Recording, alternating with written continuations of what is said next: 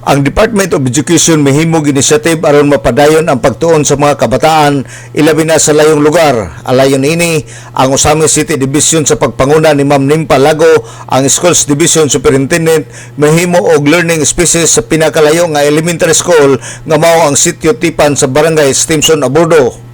Matud pa ni Ma'am Nimpa Lago nga ilang nakita ang usa ka tinun-an nga mutapos sa elementary school sa Tipan ang maglisod og adto sa Muntol aron ipadayon ang iyang secondary school.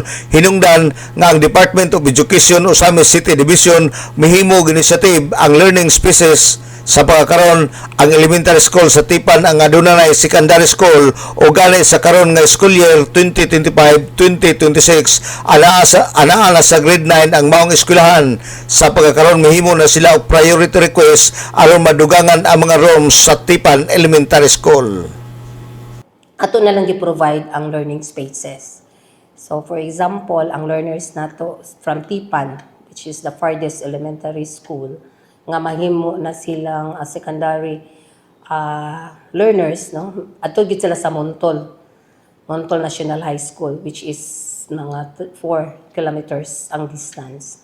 So nakita nato nga ang atong mga learners maglisod pag adto sa Montol nga nag-eskwela na from grade 7 to grade 10 and even for senior high school level, mao to nga nag-provide ta og learning space din his Tipan Elementary School.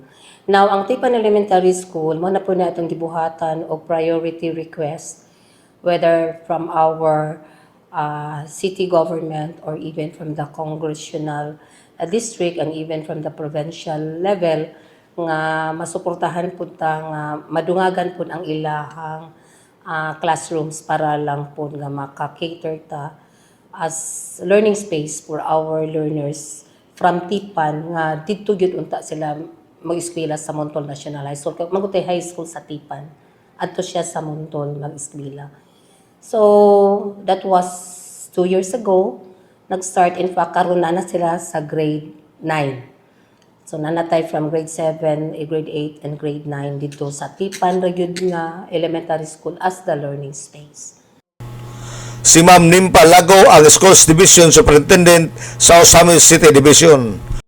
Ug dili lang ang Tipan Elementary School, apil na usab ang Maningkol Elementary School tungod kay adunay mga bata nga gikan sa Baybay Maningkol nga layo usab sa elementary school sa maong barangay. Hinungdan nga mahimo ang Usami City Division og learning spaces sa maong lugar. Alang sa DXDD Radio Kampana, ang radyo sa simbahan, WD45 Dudong Barkamento, Danag sa Dakbayan.